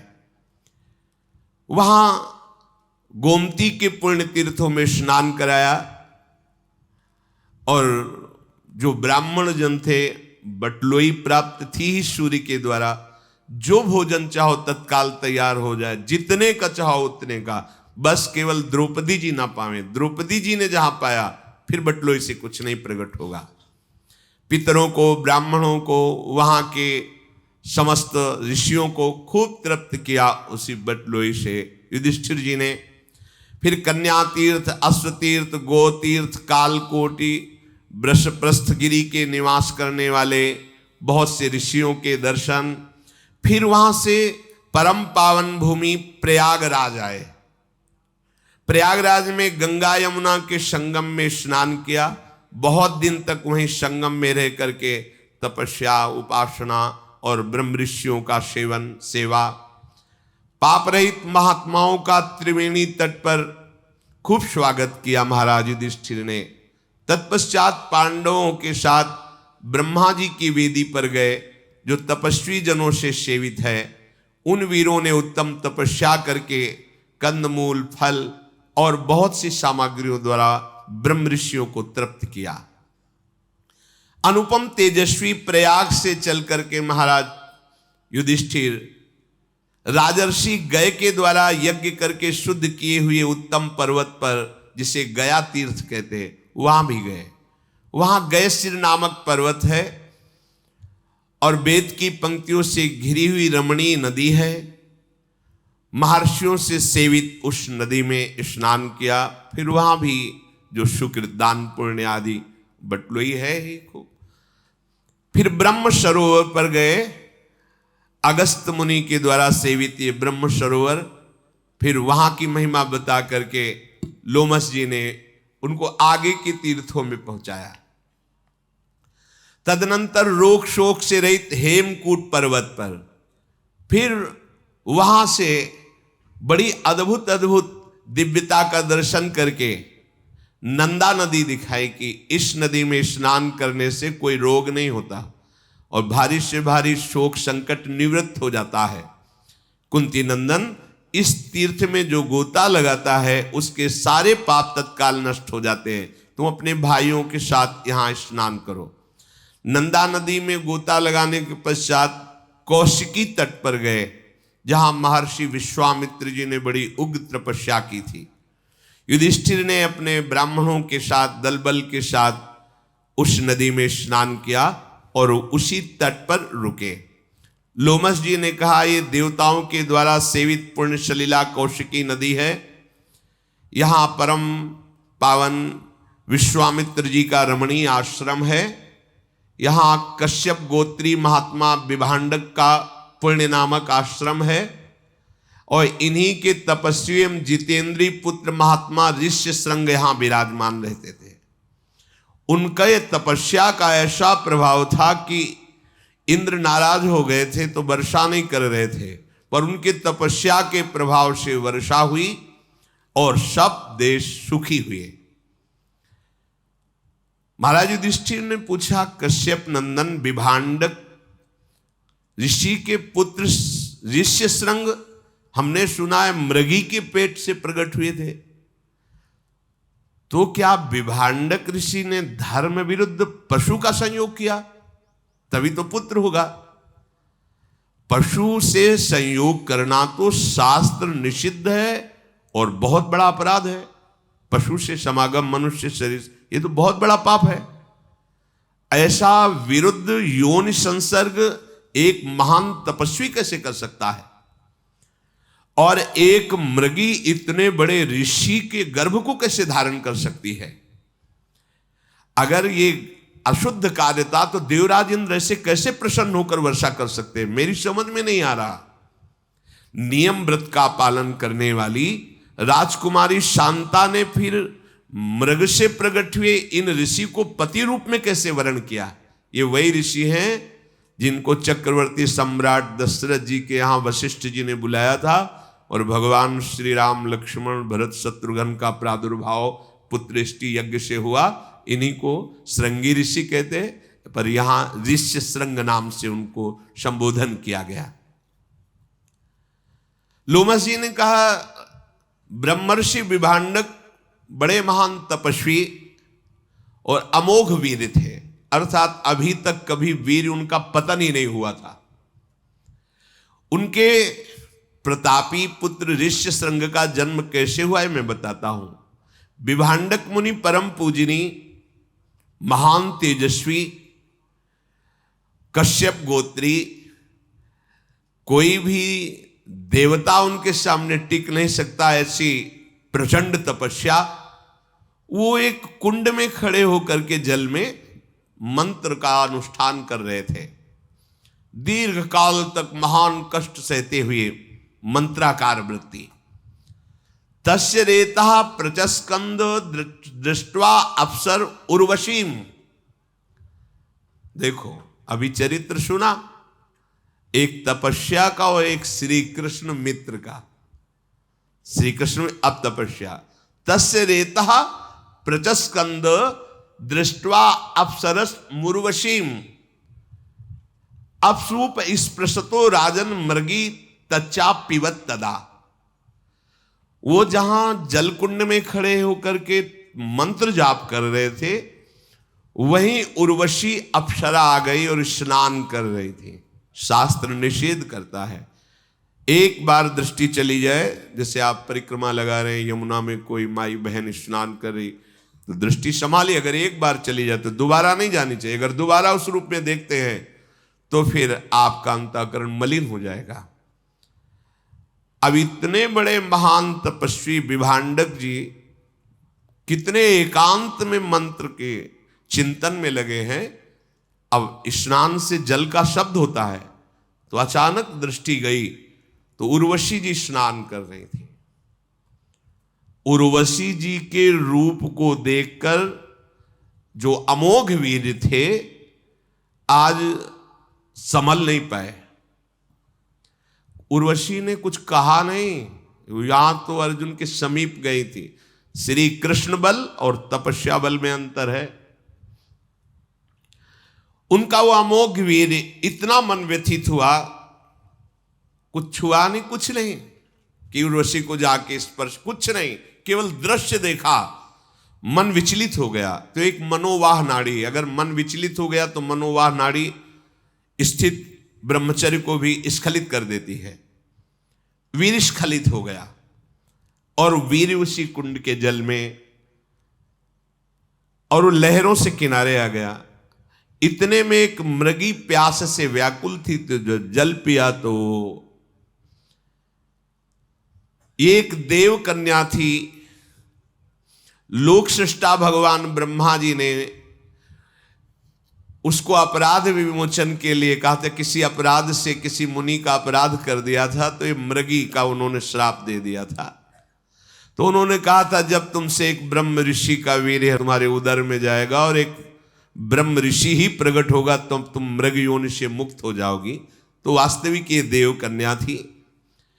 ब्रह्मा जी की वाणी अमोघ है, दैव का विधान अमोघ है। उसके उदर में वीर्य गया और ये श्रृंग, एक सींग, बालक प्रकट हुआ। अब वहीं आसपास रहते तो जब बालक को देखा तो विभांडक ऋषि ने ध्यान के द्वारा देखा, ये तो मेरा ही बालक है, मेरे ही। तपस्या में संलग्न रहने वाले वनवासी श्री विभांडक ऋषि ने ऋष्यशृंग को अपने पास दुलार प्यार करके पालन पोषण करने लगे। एक सींग होने के कारण उन्हें श्रृंगी ऋषि, ऋष्यशृंग कहा गया। उन्होंने जीवन में ना तो कभी किसी स्त्री को देखा था ना कभी किसी पुरुष को, केवल अपने पिता को देखा था बस। और वो मृगी जन्म देकर ही पधार गई थी, इसलिए उनका स्वाभाविक ब्रह्मचर्य था, कोई चिंतन ही नहीं था। चक्रवर्ती सम्राट महाराजा दशरथ जी के मित्र थे लोमपाद, अंग देश के राजा। इन दोनों में यह हुआ था जिसके पहले संतान होगी वो एक दूसरे को देगा। तो महाराज दशरथ के शांता नाम की कन्या हुई थी, जो इन लोमपाद अंग देश के राजा को उन्होंने दी थी। इनके स्वभाव में थोड़ा सा रुद्र भाव आ गया था, तो ब्रह्म ऋषियों से उन्होंने कटु व्यवहार कर दिया।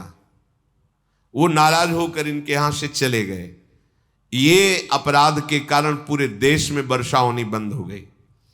देखो, जब धर्म का और भजन करने वालों का, सतशास्त्रों का अपमान होता है तो किसी और को दंड देने की जरूरत नहीं, प्रकृति दंड देने लगती है। फसल पक्की खड़ी है, ओले और पानी गिर गए, नष्ट हो गया। जब पानी की जरूरत है तो सूखा है, और जब पानी की जरूरत नहीं तो पानी, उल्टा प्रकृति दंड देने लगती है। अब इनके यहां वर्षा ही नहीं हुई, अब तो घबरा गए, बहुत भयभीत हुए और ब्राह्मणों को एकत्रित किया और पूछा कि मेरे से क्या अपराध बन गया। तो उनमें से एक श्रेष्ठ महर्षि खड़े हुए, उनका, राजेंद्र, ये जो वर्षा नहीं हो रही, तुमने ब्राह्मणों का अपमान ब्रह्म ऋषियों का किया। जब तक तुम प्रायश्चित नहीं करोगे तुम्हारे यहां वर्षा नहीं होगी। हाथ जोड़कर कहा कि महाराज, अनजाने में या राज भाव के अभिमान में कोई गलती हो गई तो आप ऋषियों को क्षमा करना चाहिए। मेरे अपराध के कारण सारी प्रजा भूखी मरे, आप सब दयालु हो। तो उनका इस समय तपस्या में सबसे बढ़ चढ़ करके विभांडक ऋषि के पुत्र श्रृंगी ऋषि, ऋष्यशृंग हैं। उन्होंने आज तक कभी स्त्री देखा नहीं है। यदि आप उनको किसी भी तरह सम्मान पूर्वक लाओ और अपने सिंहासन पर विराजमान करो, अभी वर्षा हो जाएगी, दूसरा कोई उपाय नहीं। राजा लोमपाद ब्राह्मणों के चरणों में बार बार प्रणाम करके अपनी राजधानी में आए और विचार किया कि ऐसे महातपस्वी को कैसे लाया जा सकता है। राजा, मंत्री और ब्राह्मणों से सलाह की कि क्या उपाय हो सकता है। तो उनमें एक बहुत प्रवीण मंत्री ने कहा कि अगर कोई चतुर युवती उनके पास जाए, उन्होंने कभी स्त्री नहीं देखा, और फंसा करके आपके सिंहासन तक ले आवे तो वर्षा हो जाएगी। राजा ने अपने दरबार की प्रधान वैश्या को बुलाया। वो बहुत वयोवृद्ध थी और उसके शासन में शास्त्रों 9 युवतियां राज सेवा में नृत्य वाद्य गान कला आदि की। उन बुलाकर कहा कि देखो तुम प्रवीण हो और सबके सुख के लिए तुम्हें जाना होगा और इस संग को लुभायमान करके हमारे राज्य शासन में प्रवेश कराओ और सिंहासन में बैठा लो। वैश्याओं का रंग फीका पड़ गया, मूर्छित सी होने लगी। उन्होंने कहा महाराज तुम्हें पता है अगर थोड़ी भी त्रुटि हो गई तो भस्म कर देंगे। तपस्या के धनी उनके पिता विभांडक और स्वयं वो, और अगर मैं ना करती हूं तो आप मुझे मृत्यु दंड देंगे। इसलिए मैं कार्य तो असंभव है पर आपके लिए प्राणों की बाजी लगाकर प्रयास करूंगी। मैं जो भी आदेश करूं उसका तत्काल पालन किया जाए। राजा ने कहा ऐसा ही होगा। मुनि कुमार को लुभायमान करने के लिए तुरंत एक आश्रम की रचना की जाए नाव पे। 4 योजन, 1 योजन का मतलब 4 कोस, मतलब 16 कोस की नाव, और उसमें कृत्रिम आश्रम, कृत्रिम वृक्ष, कृत्रिम फल लताएं, देखने में ऐसा नहीं लगना चाहिए कि कृत्रिम है, उसकी रचना करवाए। वो तो राजा है, आदेश हुआ। 16 कोस की नाव, ऋषियों के आश्रम, और ऋषि कौन? सब नवयुवती वैश्याएं, वही सब अपने श्रृंगार में। व्यवस्था करने की आज्ञा हो गई। प्रचुर धन लगा करके सुंदर श्रृंगार युक्त आश्रम नाव में, ऐसा ना पता चले कि नाव है। अब उस बूढ़ी वैश्या के द्वारा शिक्षित जो उसकी पुत्री थी, बहुत ही चतुर, बहुत ही सुंदर थी, उस नाव को कई कोस दूर लगाया गया। राज कर्मचारी गुप्त रूप से पता लगाए कि विभांडक ऋषि आश्रम से कब बाहर जाते हैं। तो बोले हफ्ते में 1 बार निकलते हैं, पिपली बरगदी ऐसे फल लाते हैं, कंदमूल फल, और उसी का 1 हफ्ते पाकर भजन करते हैं, फिर 1 हफ्ते जाते हैं। बड़ा ही सुंदर दिव्य तपस्या से उस आश्रम का प्रभाव था, बड़ा रमणीय था। विभांडक ऋषि फल लेने के लिए गए हैं, ऐसा जे ही गुप्तचरों से मिला, उसने अपनी पुत्री को, वो कांप गई कि मैं ऋषि के पास जा रही हूं, पुनः वापस आ पाऊं कि ना पाऊं, क्योंकि रुद्र दृष्टि हो जाएगी तो भस्म हो जाएंगे। जाओ तुम राजा के लिए प्राण देना, ये हम प्रजा हैं, हमारा धर्म है, इसलिए तुम जाओ, बहुत सावधान रहना। ऋषि कुमार बिल्कुल भोले भाले हैं, आज तक किसी मनुष्य को नहीं देखा, स्त्री की बात क्या है। डरते हुए आश्रम में पहुंची और देखा कि ऊर्ध्व नेत्र किए हुए वो बैठे हुए, दिव्य तेजो में कांप गई। पर अपने राजा के कार्य को संपादन करने के लिए समीप गई। खड़े हो गए ऋषि संग, कोई ऋषि पधारो, देखा ही नहीं था स्त्री। खड़े होकर के नमन किया, अर्घ दिया, आसन दिया, बहुत पीछे हट गई और उनका हमारा नियम है, कुछ हम ऐसा अनुष्ठान कर रहे हैं, तुम्हारा अर्घ, तुम्हारा कोई भी पूजन हम स्वीकार नहीं करेंगे, केवल आप आलिंगन कर सकते हो। हाँ ठीक है। ना तुम्हारा दिया हुआ आसन, इतनी सामर्थ्य है कि वैश्या होकर एक ऋषि के द्वारा दिया हुआ अर्घ और आसन कुछ नहीं, वापस रखो, केवल आलिंगन कर सकते हो। तो जानते नहीं थे कि स्त्री आलिंगन। अब वो कहे कि ऋषि तुम्हारी त्वचा कितनी सुंदर, हमारी कैसी है। अब वो तो जंगल में रह रहे, गर्मी सर्दी से त्वचा मोट, और वो तो सुंदर नवयुवती वैश्या, तो बोले ऋषि तुम्हारी त्वचा कितनी, तुम्हारी जटाएं कितनी कोमल, कोमल बाल और सुगंधित तेल से सींचे हुए, बार बार तुम किस देश के ऋषि हो। अब वो तो कभी देखा ही नहीं ना, स्त्री कभी देखा ही नहीं। बड़ी उनको उत्सुकता हो रही कि किस देश के ऋषि हमारे यहां पधारे हैं, मुझे दर्शन से बड़ा सुख मिल रहा है। ब्राह्मण आप तो बहुत ही सुंदर लग रहे हो, बहुत बड़े तपस्वी हो गए तभी इतने सुंदर हो, तो मेरा ये अर्घ और फल फूल क्यों नहीं ले रहे। दिया हुआ कुशासन, आप इससे सुखपूर्वक बैठिए, वह नहीं, आज आप हमारे आसन पर बैठेंगे, मखमली सुंदर आसन होगा। हमारा आसन तो चुभता है उसका, तुम्हारा आसन तो कितना सुंदर बैठा। वो भोले वाले जालते ही नहीं, ये तुम्हारे फल हम नहीं, हमने नियम ले रखा है कि जितने दिन अनुष्ठान चलेगा हम किसी ऋषि का कुछ नहीं लेंगे। हम कुछ फल लाए, बड़े सुंदर सुंदर अंगूर, मीठे मीठे सब। हाँ, ऐसे तो कभी हमने फल खाए नहीं। बोले तुम्हारा दिया हुआ जल भी नहीं, हम जल दे रहे हैं, विशिष्ट प्रकार का बनाया हुआ आसो, ये साधारण नहीं, विशिष्ट जैसे अंगूर का भी तो आसो बनता है, महुआ का भी बनता है, ऐसे विशिष्ट फलों के रसों का आसो उन्मादकारी। अरे पिया उन्होंने कहा, मैंने तो जिंदगी में ऐसा नहीं पिया। वो बड़े आनंदित हो रहे। और हे ऋषि, ये भूमि डोलती नजर आ रही है, वो आसो पिए हुए, बार बार हृदय में आलिंगन। और दूर एक गुप्तचर खड़ा है कि विभांडक ऋषि कितनी दूर है, कितने समय वापिस होंगे। वो कहा, आप मुझे प्रणाम मत कीजिएगा कभी, तभी मैं बार बार आऊंगी। उनका जैसा आप कहेंगे वैसा। मैं आपके लिए बंदनी नहीं हूं, आप मेरे बंदनी हैं। मैं आपके लिए दर्शनी नहीं हूं, आप मेरे दर्शनी। मैं आपका दर्शन कर ले आया हूं। बार बार उनके द्वारा आलिंगन को ऋष्य श्रृंग बड़ा सुखद अनुभव करने लगे। वो बार बार वो तो आई ये रिझाने के लिए। सुंदर माला, सुंदर सुखद वस्त्र, सुंदर इत्र उनके शरीर में लगाया। वो बहुत प्रसन्न है, खेल रहे हैं। सूचना, गुप्तचर दूर खड़ा है, उसने इशारा किया कि वो चल पड़े हैं, भागी वहां से तुरंत।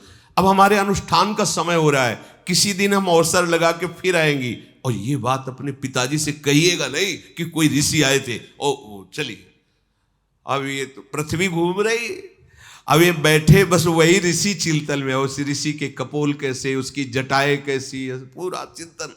चलो आगे फिर चल जाइए। तो अखंड हरि अनंत हरि कथा। श्री राधा वल्लभ लाल की।